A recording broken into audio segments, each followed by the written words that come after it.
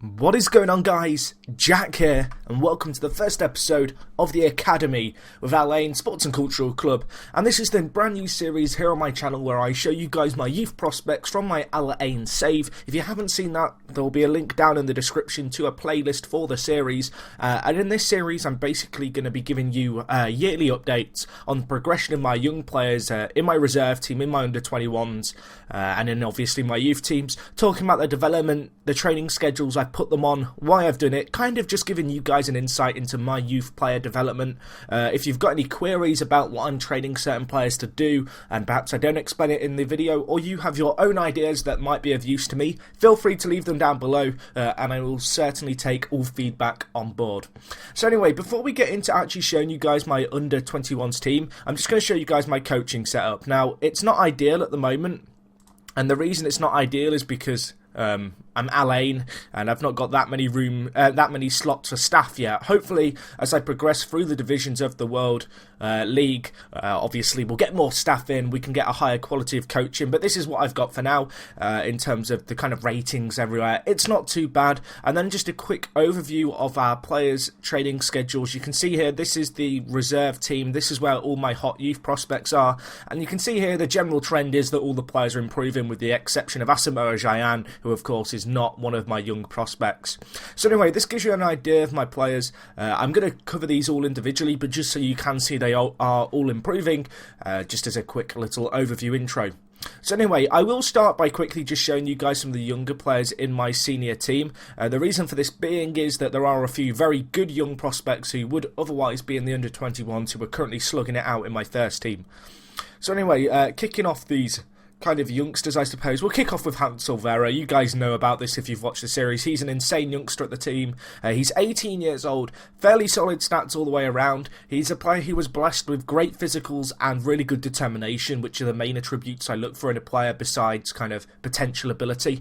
And you can see here that if I highlight all attributes for advanced forward, which is what I want to play him as in the future, he's a fairly solid player with the exception of perhaps his crossing, but he does also have the option to play poacher. So this guy's a very good player. He's 18, and if I just show you guys his training, you can see here that he's been trained in composure. The reason for this being is that with finishing and attacking, the main three stats are finishing, off the ball, and composure. They're what makes up a player's kind of attacking prowess in terms of burying chances that come his way. So they're the ones that I'm really looking to improve, and obviously 16 finishing already, 17 off the ball. Composure, if that can improve as well, that would be great. And because he's playing in the first team getting regular football, he should naturally progress in all his other attributes too, because he is playing at such a high level of football for his age. So that's him, very good player as I mentioned, and I'm just trying to get his core attacking attributes there. Next player we have here is Florin. This guy, the Romanian international at under-21s, a very talented player. Currently training him as a centre-back, I believe. Let me check this, but I'm pretty sure I am. Yes, I am. Okay, so I wouldn't normally train a player out of position, simply because this is getting a little bit complicated now, but a player has a current ability and a potential ability. And the potential ability is a value that determines how good a player could possibly become, and it goes up to 200. When you play a player in a position, the attributes that are relevant to his position, so as you can see here, he's a defensive midfielder. Of these attributes, some of them are selected as kind of attributes relevant to playing as a defensive midfielder. So if I just go to defensive midfielder support, these attributes here that are highlighted take up more values of his kind of potential ability than the other attributes. So if I'm trying to think of a good way of phrasing this, if he could have 20 finishing and have a current ability of 120, but then if he was to have, say, 20 marking instead and his finishing was what his marking was previously, his actual current ability would be higher because of the relevancy to his position that he plays.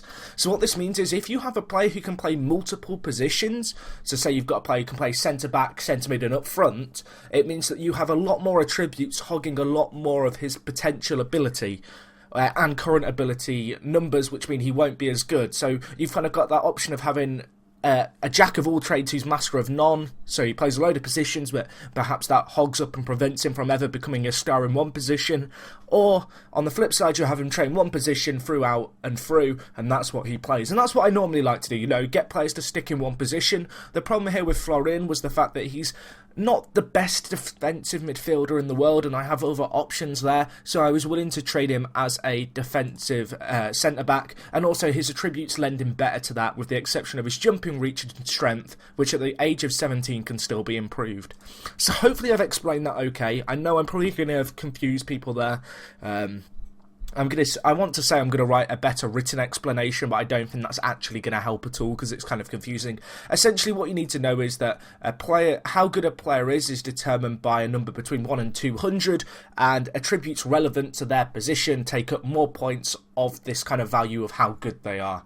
Anyway, Let's just get straight back into the players. Here we have Kenji Sugihara. This guy, you guys have seen him a few times. He's the kind of player who's naturally good in all different areas of the park. Fortunately, a lot of these positions that he's good in are relevant to one another, and because he's kind of good at left mid and left back, it kind of lends him quite well to playing the wing-back position, and so I'm not too worried in this case about a player playing multiple positions, especially since he was kind of born with this God-given gift of being able to play them all. Anyway, as you can see, looking at his training schedule, I'm currently training him as a full-back. The reason for this being is he has really good determination, fairly solid physicals, but I'd like to kind of improve his technical attributes in his areas relevant to defending. So, obviously, training the player as a full-back improves his full-back kind of role. So you can see here, really trying to get some of these attributes that are kind of core to his defensive part of his game up, and hopefully they will come with time. The other thing worth noting is the fact that in the future I'm probably going to train him to play winger once he's developed his defensive stats, and this will then attempt to kind of further round him off as a wing back. So that's kind of the thinking I'm going with there. Of course, I have got the option if he doesn't improve in the full back area just to go full blown and train him as a wing back, but I would like to get a little bit more of a kind of defensive defensive standard with Kenji Sugihara before I then train him to go further up. Other thing worth noticing is the fact his determination has rocketed up recently. The reason for that being is he's currently being tutored by Goussier. This guy obviously has 17 determination. Sugihara has inherited that from him through tutoring. It's the only way to improve determination and a few of the mentals tutoring, and so that's really good to see, and obviously determination is going to help Sugihara going forward. Anyway, the final one of the youth prospects who's kind of featured in the first team fairly regularly is Richard here. This guy, French centre-back and right-back, 16 years old, loads of ability this guy, and I'm training this guy as a centre-back, I believe, or maybe I'm training his aerial ability. Oh no, okay, I'm training his strength. The reason I'm training his strength here is because he's a defensive player who plays centre-back and right-back, but he has 6 strength, and whilst all his other physicals are absolutely insane, that strength really is a letdown. So is bravery to an extent, but I'm hoping that's going to improve. But if we can get that strength up, he's going to have absolutely insane mentals. I've also trained him to play right back in the previous season. The reason for this being is he doesn't have amazing aerial ability, and one option I am currently considering is maybe training him to play right wing back or right full back because his physicals are so good, and he also has good teamwork and work rate, which are key when it comes to having a wing back. So you can see here his physicals lend him quite nicely to maybe being able to bomb it up and down the wing, but he's certainly, you know, more naturally a centre-back. So for the now, we're going to attempt to just bulk him up, get him some muscle on, and get him in a kind of a position where he can potentially defend, and then from there I can make a more firm decision. The reason I'm training him in strength now is because physical attributes are the hardest attributes to improve in a player. The kind of general rule is that your physicals and mentals are a lot harder than your technicals. So what this means, if you have a player who's gifted when it comes to his physical stats, natural fitness is particularly important, and then has good determination and maybe some other mentals, it becomes far easier to train him into a better player because, you know, he's already got the kind of core athlete stats there and professional stats there in terms of being a good kind of mentally capable footballer, and you just have to train him how to kick a ball.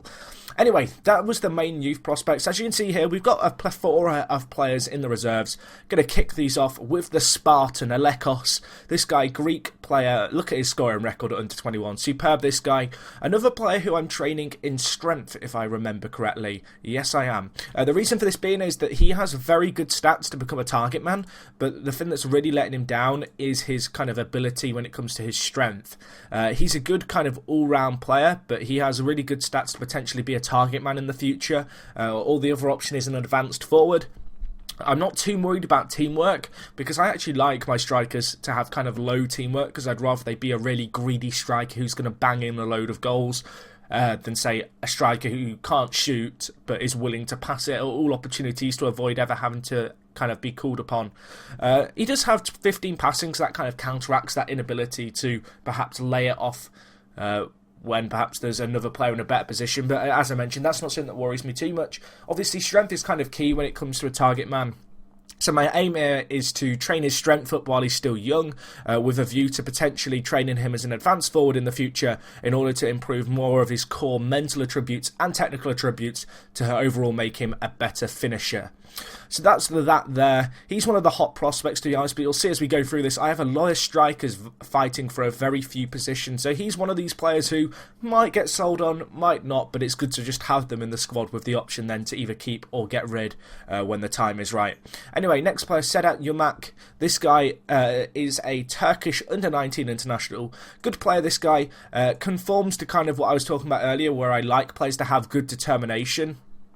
And then also fairly solid, fairly solid physicals. So he's got that pace, he's naturally an attacking midfielder, but he has got some really nice attributes here. Perhaps his strength again lets him down.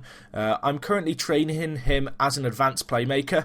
The reason that I'm doing this is because I want him to, rather than being what he is now, which is kind of more of a winger player in reality, I want to kind of see him become more of a creative powerhouse in the midfield area. So you can see here, by training him as a playmaker, I'm hoping to improve some of his mental stats relevant to that position, as well as his stamina, with a view maybe once these core attributes have improved to then work on his strength. But a player with plenty of ability, as I mentioned, already featuring in the Turkish under-19 side, so one to certainly look out for. Next player here, Beasley. This guy came in from Southampton when would it have been? Last May. Very talented player, really good target man. Again, strength perhaps his little weakness there, although to be fair, he's improved this a lot through training. I can't actually show it. I swear he's improved. Maybe he hasn't. Maybe I'm going crazy. Maybe I'm thinking through to next season, because I should point out this has been recorded as a look back, because I didn't have time to record this video over Christmas and I wanted to get this series started, and obviously you guys know, New Year's resolution, get new videos out and more variety. So I thought, let's get this series started. So Beasley here, good player, great target man, really good physicals, mentals and aerial ability for a player of his age, with a kind of, I guess, a lot of potential when it comes to improving his overall technical attributes. You can see here, currently training his strength. I want to get that up, because then he could be a really physical, kind of boisterous attacker. And then obviously once that attribute's improved, because he has good mentals, because he has good physicals for that kind of target man role, we will then focus on his technicals and really turn him into a fully fledged striker who's going to bang in 20 goals a season. Anyway, now we have Otter. This guy, another one of the few Japanese players I have at the club. Really good defensive midfielder. Again, a player with really good physicals and technical ability, and indeed mentals. This guy's a pretty nice player for 16. He's got loads of ability, loads of time to improve. That 18 determination is going to help him achieve that. Current training schedule, again, another player who I'm training in strength. Reason being is this guy's a defensive midfielder with 6 strength, which just isn't ideal. He's never going to be a centre-back because he doesn't have that jumping ability, so I'm not going to bother retraining his position there. But he's a really nice player, this guy. As you can see, he's already developed a fair bit. He came to the club for £25,000 and he is looking like an absolute bargain at the moment. Next player, Salibasic. This guy is a Bosnian and Herzegovinian international.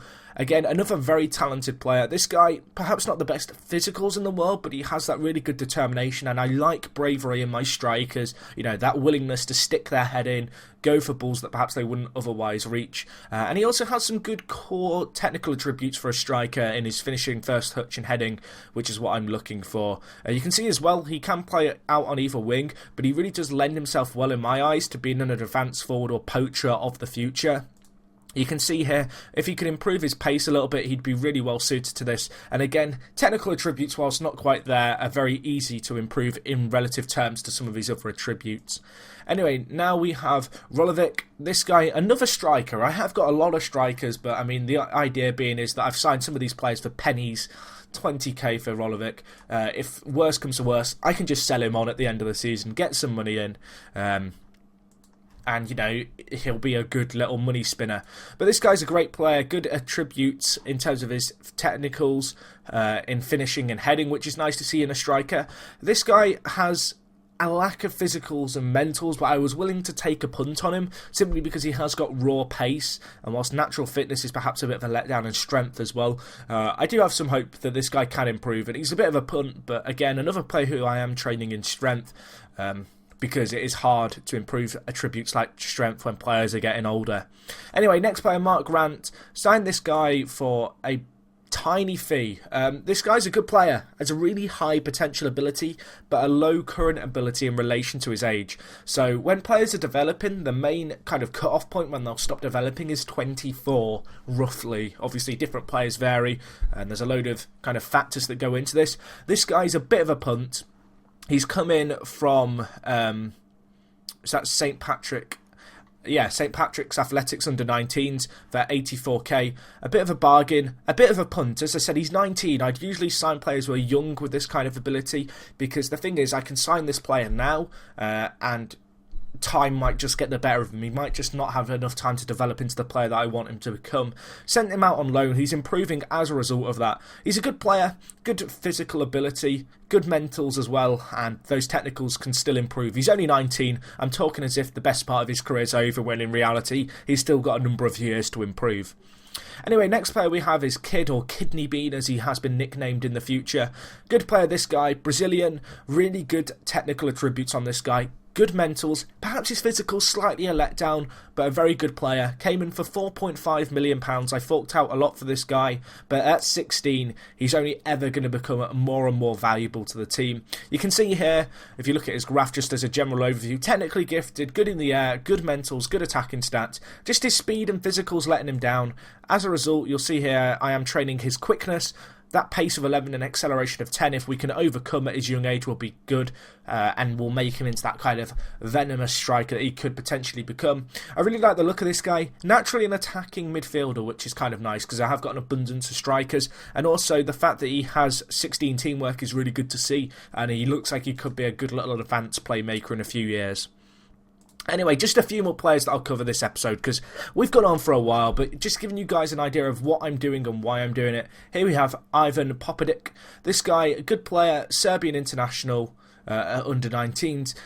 Got good determination, good physicals, solid enough technicals that they could still improve. He's 16, again, a bit of a punt. A few of these players might not become good enough for my first team, but at £81,000, I'm only ever going to be selling him for a profit. Anyway, Antonio Jose will be what rounds it up for this episode. This guy, the egghead, the myth, the legend, good technicals in terms of his core kind of defensive midfielder ones. Perhaps his marking's a little bit of a letdown, but good tackling, good technique, good passing.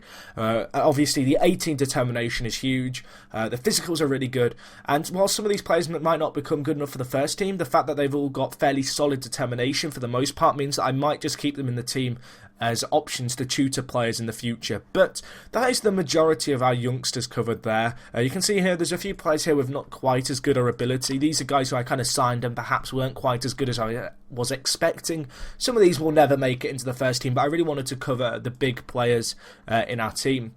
In terms of the players that I'd say keep an eye out on, obviously you've got Vero in the first team and Sugihara. They've already kind of established themselves as first team players. But in terms of in the reserve team, Toshidi Hyde, I'd recommend him. Otter, going to be a superb player, I think. It already improved a lot. Japanese under 21 as well. No doubt in my mind that he will break into the first team very soon. Beasley, another very good player, good attributes. That 20 determination is insane. And last but not least, it's got to be a bit of the Spartan. Nikolaides, amazing Greek international, a player with perhaps a little bit of a lack of physical and speed ability, but that can easily be improved, and I'm hoping that you guys are going to see that over the coming seasons.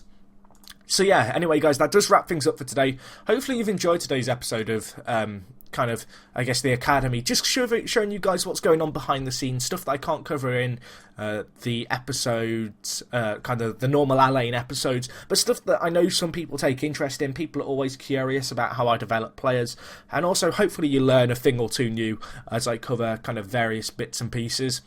So yeah, that wraps things up for today, guys. Hopefully you have enjoyed. If you did, smash the like button. If you've got anything else you'd like me to show in this episode with regards to my younger players, feel free to leave it down below. I really do appreciate kind of any feedback you guys give. It's a new series. I'm open to new ideas. So, you know, bash them out in the comments. And other than that, guys, it is me, Jack. Thank you so much for watching. I will talk to you guys in a bit. I'm out.